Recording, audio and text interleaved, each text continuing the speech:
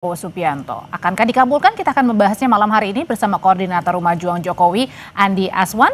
Selamat malam, Bang Andi. Selamat malam, Audrey. Selamat malam, pemirsa. Ya, dan ada juga pakar hukum tata negara sekaligus peneliti Pusat Kajian Anti Korupsi UGM, Zainal Arifin Mokhtar. Selamat malam, Mas Uceng. Selamat malam, Mbak. Iya, saya mau ke Bang Andi dulu. Bang Andi, ini kemarin Bang Noel baru ditetapkan sebagai tersangka, belum ada 1 jam, tapi minta pengampunan, minta amnesti kepada Pak Prabowo. Menurut Anda nih, apakah akan dikabulkan permintaan Bang Noel? Ya, saya tidak akan berandai-andai apakah akan dikabulkan, ya kan. Tapi ini biasanya kan amnesti itu ada timingnya kan. Ini kan bulan 17 Agustus, yaitu biasa kan ada hari ulang tahun yang hari besar gitu, ada willingness lah dari pemerintah memberikan suatu, entah itu apa amnesti, entah itu abolisi kan, itu kan hak prerogatifnya dari presiden. Kalau Bang Noel ini meminta amnesti, itu hak beliau lah untuk meminta itu kan, tapi semuanya itu dikembalikan lagi kepada pemerintah apakah itu patut diberikan amnesti atau tidak gitu. Kita mengikuti aja prosedur-prosedur yang ada ya apalagi kan kalau kita bicara masalah korupsi. Ya itu sangat luar biasa sekali. Tapi kenapa sih Bang minta amnesti padahal kan sebelumnya katanya membantah nih melakukan pemerasan, membantah di OTT begitu. Tapi kemudian tiba-tiba minta amnesti. Ya mungkin ya melihat hanya sekilas muncul dari pikiran dia gitu kan. Kalau dikatakan wah saya ini bukan pemerasan, itu kan akan dibuktikan selanjutnya kan oleh KPK itu. Bagi kami ya semua relawan ya itu mendukung penuh semua kinerja-kinerja dari aparat penegak hukum di Indonesia itu termasuk KPK. Karena kan kita mendukung pemerintah Prabowo Gibran terutama dalam program-programnya itu terutama pemberantasan korupsi, ya kan? Beliau kan selalu mengatakan tidak pandang bulu siapapun itu ya dia katakan quote unquote itu dilibas untuk masalah korupsi. Termasuk juga dengan Bang Noel, artinya Anda tidak setuju kalau permintaannya dikabulkan?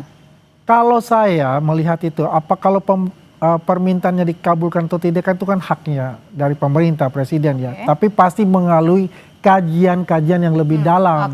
Ya kan, apakah ini pantas diberikan amnesti dengan kasus seperti ini atau tidak? Oke, kita tanyain kalau gitu ke Mas Uceng. Mas Uceng, kategori pantas dan tidaknya untuk memberikan amnesti dalam kasusnya Bang Noel ini dilihatnya bagaimana pemberiannya, yang boleh, tidak, dan yang boleh?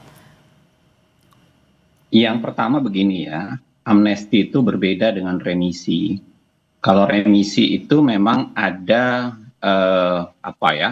klausula-klausula tetap. Misalnya dia berkelakuan baik, lalu kemudian ada remisi khusus bulan Idul Fitri, ada remisi khusus tahun baru, ada remisi khusus 17 Agustus, ada tanggal kejadian khususnya biasanya remisi itu. Tapi walaupun ada pertimbangannya. Kalau amnesti itu kan pengampunan. Amnesti itu berasal dari tradisi Yunani pertama kali. Ada perang saudara, lalu kemudian pihak yang menang itu melakukan pengampunan. Ya, bukan pengampunan, melupakan. Jadi dia melupakan sepanjang kemudian orang yang kalah itu dilupakan gitu. Makanya dia berasal dari kata amnesis. Nah, amnesti dari asal muasalnya itu sebenarnya beritikat demi rekonsiliasi. Makanya amnesti kalau kita pelajari mulai dari amnesti tahun 62 ya, 61 dilakukan oleh Soekarno untuk para pemberontak para orang yang dituduh PRRI Permesta, lalu kemudian Ibnu Hajar di Kalimantan Selatan, lalu kemudian Daud Bereh di Aceh, mereka akan diberikan amnesti sepanjang kemudian menyatakan bersetia kepada Republik Indonesia. Nah, begitu juga tahun 70-an, Franklin Soeharto menawarkan itu. Mas Uceng. Nah, jadi amnesti itu biasanya bingkainya rekonsiliasi. Nah, dalam kasus kemarin, kalau kita bicara soal Hasto, nah itu memang menarik. Ya, saya tidak tahu, saya tidak paham pertikaian apa yang sedang terjadi sehingga butuh rekonsiliasi sebenarnya, sehingga Hasto mendapatkan amnesti. Ya, nah dalam kasus ini menjadi lucu kalau kemudian seorang Noel meminta amnesti. Oke, kenapa lucunya Mas Uceng? Karena kan baru-baru ini tadi ya berkaca kepada kasusnya Mas Hasto begitu, lalu kemudian diberikan pengampunan, kasusnya Tom Lembang abolisi juga diberikan pengampunan juga kepada dari presiden. Iya, dari kasus Hasto saja sudah lucu sebenarnya. Ya. Jadi kelucuan itu sudah ada dari kasus Hasto karena amnesti itu diberikan dengan bingkai rekonsiliasi. Oke. Saya nggak tahu apa sebenarnya pertikaian apa yang terjadi, apa yang harus direkonsiliasi dari Pak Prabowo. Mas Uceng, kita jeda Jangan-jangan sejenak dulu. Mohon maaf, kita dengarkan kumandang azan maghrib dulu ya. Yang dikatakan Mas Uceng bahwa kasusnya Mas Hasto itu kemarin nampaknya ada rekonsiliasi. Nah, kalau ini mungkin saja nggak sih permintaan Bang Noel kenapa diminta untuk amnesti kepada Pak Prabowo karena mau rekonsiliasi? Ya, saya kalau kita bicara secara hukum ya koridornya itu bukan seperti itu sebetulnya. Kenapa? Karena kan Jadi Bang Noel juga mendukung Pak Prabowo. Ya, seharusnya memang ya hadapi dulu semua permasalahan itu di dalam, ya clear gitu kan. Dan bagaimana di dalam itu kan diserahkan kepada kuasa hukum untuk itu. Ya, saya sih kemarin tuh berharap ya Bang Noel itu tidak mengatakan seperti itu gitu loh. Lebih baik ya diam saja ya kan. Bagaimana nanti proses-prosesnya itu dikuasakan kepada tim kuasa hukumnya gitu loh. Tapi Bang Andi sebenarnya Bang Noel ini masih ketua Prabowo Mania? Masih. Dia ketua umum Prabowo Mania. Dan kemudian permintaan itu menurut Anda juga tidak beralasan ketika sudah mendukung Pak Prabowo minta pengampunan? Ya jadi begini, makanya kalau itu kan hak pribadi ya kalau untuk bicara minta pengampunan ya. Tapi kan kita proses hukum itu gitu loh. Ya biar bagaimanapun juga ini kan masih berjalan nih. Walaupun sudah jadi tersangka kan. Kalau sudah itu proses kan kalau misalnya ada sesuatu kan bisa aja pra-peradilan nantinya dilakukan dulu gitu loh. Ya, seiring kalau memang penting dia lakukan permintaan amnesti itu gitu loh. Jadi proses-proses yang berjalan itu ya diikuti semua dan kita lihat kalau misalnya memang itu ada penyimpangan-penyimpangan dilakukan itu bisa mereka Bang Noel ini mengajukan pra-peradilan melalui tim kuasa hukumnya. Oke. Kalau kembali lagi ke Mas Uceng, jadi kalau yang tadi Anda katakan bahwa ini berbeda ya nampaknya kasusnya. Nah, maksudnya ini gimana caranya juga bisa melihat begitu dengan pengampunan yang diberikan dan tidak begitu dalam kasus Noel dan kasus-kasus sebelumnya seperti kasus Mas Hasto? Ada satu hal lagi yang harus saya sampaikan ya. Amnesti itu kalau proses hukumnya sudah tidak jalan. Jadi sudah tidak ada upaya hukum lagi. Dalam kasus Hasto kemarin kan dia tidak banding. Karena tidak banding maka dianggap sudah tetap, makanya kemudian dikeluarkan amnesti. Tapi dia prosesnya berjalan. Nah, saya mau bilang begini, kejadian memang ada amnesti untuk non rekonsiliatif ya kalau kita lihat baik Nuril. Tapi diberikan amnesti karena desakan publik yang sangat kuat karena ada ketidakadilan yang sangat besar. Nah, jadi baik karena ketidakadilan yang sangat besar maupun kita bicara soal rekonsiliatif itu tidak ada sebenarnya. Maksudnya itu dorongan dari masyarakat begitu ya, Mas? Dan rekonsiliatif itu jangan dipandang rekonsiliatif pribadi ya. Rekonsiliatif itu harusnya rekonsiliatif nasional nih. Maksudnya ada pemberontakan nasional, negara, pemerintah mau berdamai dengan yang gitu-gitu tuh biasanya. Jadi kalau orang per orang bahkan hubungan antara Prabowo dan Megawati juga itu nggak bisa dianggap sebagai sebuah konsep amnesti. Tapi kalau misalnya dalam kasusnya Bang Noel? Iya apakah ada desakan publik kuat bahwa ada ketidakadilan? Apakah ada rekonsiliasi nasional yang sedang dituju? Saya kira enggak.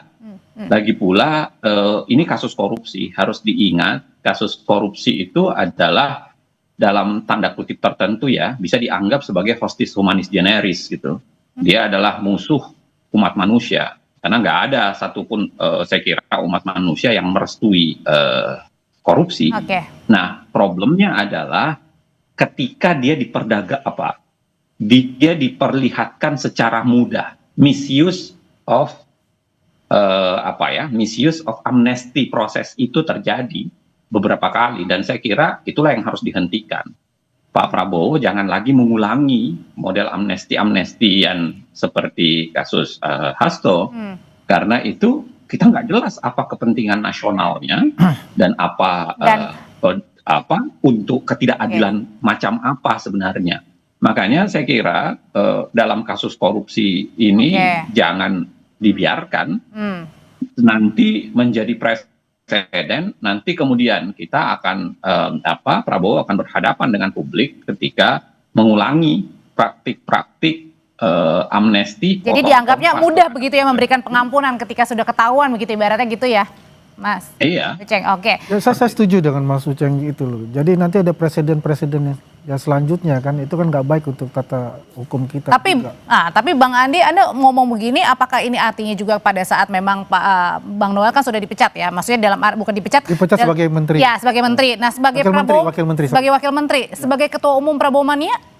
Ya kalau bicara ketua umum Prabowo ini dalam organisasi itu kan ada peraturan-peraturan sendiri dalam organisasi itu. Itu kan diserahkan kepada semua anggota ya. Di situ kan juga ada sekjen atau apa kan nanti kan ditentukan di organisasi sendiri. Tapi dengan Bang Noel yang sudah tidak sudah tidak menjadi wamen lagi karena sudah ditetapkan sebagai tersangka biar fokus kepada proses hukum, apakah ini juga menandakan begitu Pak Prabowo sudah tidak sayang lagi dengan Bang Noel yang dulu Pak Prabowo? Jadi begini, Pak Prabowo ini adalah Presiden Republik Indonesia, ya. Jadi beliau itu berdiri di atas semua kepentingan-kepentingan organisasi apapun itu. Karena ini masalahnya adalah dalam asta cita beliau itu kan dari 8 itu kan ada pemberantasan korupsi. Nah korupsi ini adalah bukan main-main buat beliau itu. Berapa kali dikatakan di setiap kesempatan dan di setiap rapat dengan menteri-menterinya pun juga, pembantu-pembantunya juga. Jauhi untuk korupsi itu. Saya akan tidak pandang bulu, siapapun akan saya katakan libas untuk itu. Dan ini kan satu pembelajaran yang paling bagus ini, bahwasanya terjadi di salah satu pembantu beliau, walaupun pembantu beliau itu sangat die hard dengan beliau, dia katakan ini adalah suatu komitmen kita bersama untuk memberantas korupsi. Siapapun itu harus menerima dan siap untuk dipecat untuk itu. Dan kita apresiasilah apa yang dilakukan oleh pemerintah ya dalam hal ini Pak Prabowo dan jajarannya, Prabowo dan Mas Gibran dan jajarannya. Oke, kalau gitu pertanyaan selanjutnya adalah kalau misalnya jadi ini permintaan dari seorang Emmanuel Ebenezer untuk permintaan amnesti kepada Pak Presiden, Mas Uceng, sebenarnya apa yang harus menjadi pertimbangan untuk bisa dikabulkan atau tidak? Nanti usai jeda tetap bersama kami, Mas Uceng dan juga Bang Andi akan menjawabnya. Tetap bersama kami di Sapa Indonesia Malam.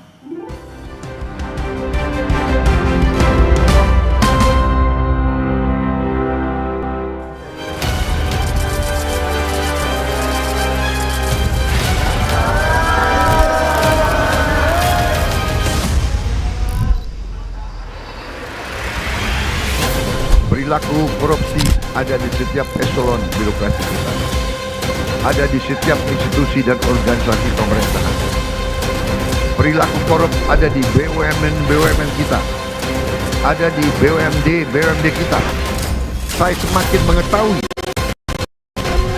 berapa besar tantangan kita.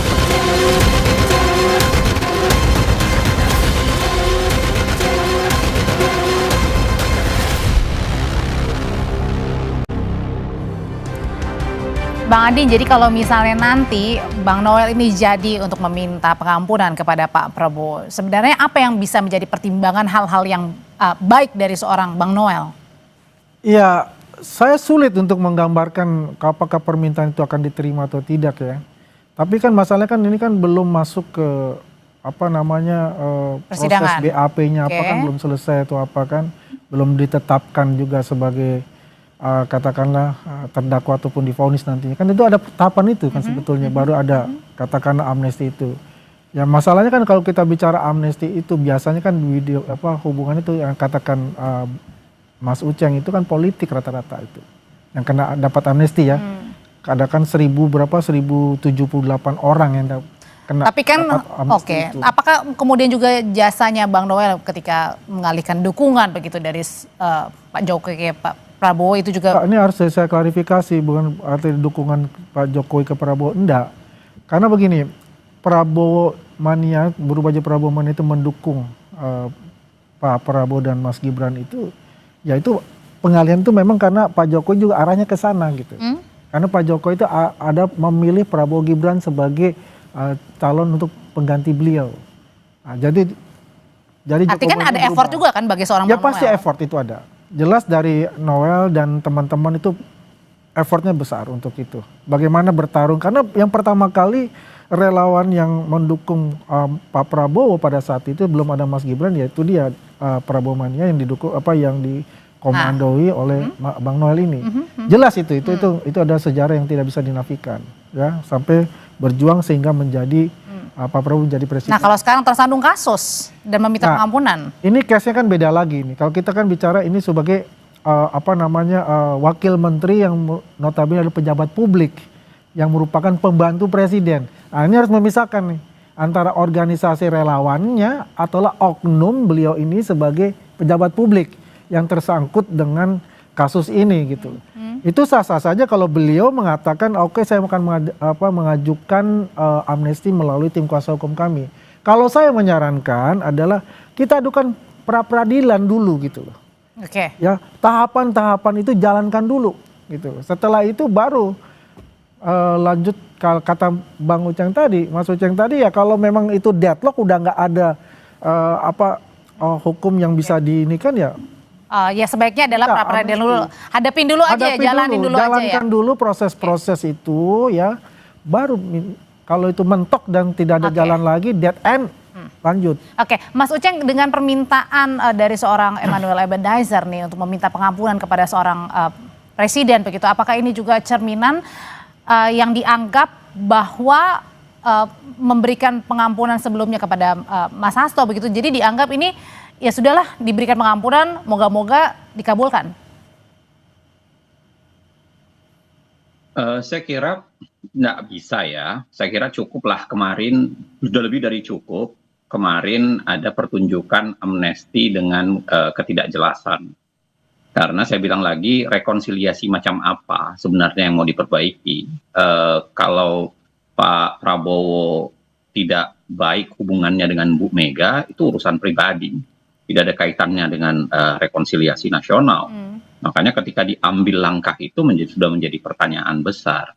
Yang kedua, Pak Prabowo harus ingat, sejak abad ke-16, yang namanya Dewi Keadilan itu mulai simbolnya itu mulai ditutup matanya. Waktu itu mulai ada pemikiran kuat untuk mengatakan bahwa hukum itu harus imparsial. Dalam artian dia tidak boleh memihak kepada siapapun, baik karena itu anak buahnya, itu Prabowo manianya, atau apapun itu. Jadi harus ditegakkan hukum sekuat-kuatnya.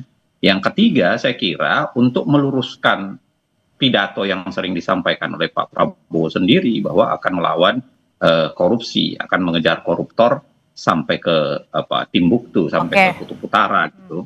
Kalau sekarang tiba-tiba ada Prabowo mania minta lalu dikasih, tim Kutub Utara macam mana sebenarnya yang mau dituju oleh Pak Prabowo kalau melakukan itu.